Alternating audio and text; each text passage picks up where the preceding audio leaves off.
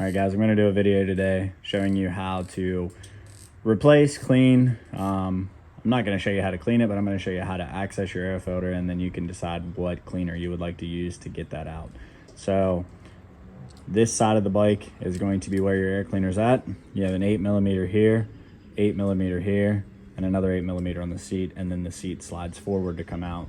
Once you pop the number plate off, we'll get into the next step on how to DR. I'm doing basic maintenance for the track next week and going to just show you guys how to do an air filter. I know this is pretty self-explanatory, but some people are just getting into bikes and want to kind of know how to maintain it. This bike is brand new. I bought this one brand new, so I'm trying to take the best care of it as humanly possible.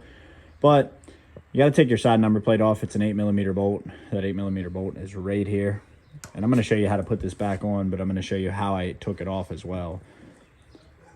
This clip right here, all this does is sit up in there when you got the filter in, and that's actually how it keeps in. And I'll show you guys that at the end. But whenever you are removing this, your filter slides up through the ring like this, and literally you just go around. I'm doing this with one hand while I record because I'm trying to do this as short as humanly possible. But after you decide how you're going to clean it, how you're going to grease it, you literally just go around, clip that back in.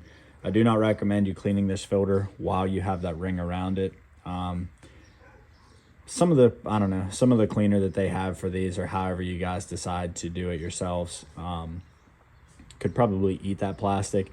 And I probably would recommend after probably, I don't know, some people are going to be against me saying this, but after about 5 cleans, I would probably go to another filter, like just buy a separate one itself. This is literally all you're going to do is just walk this around like this.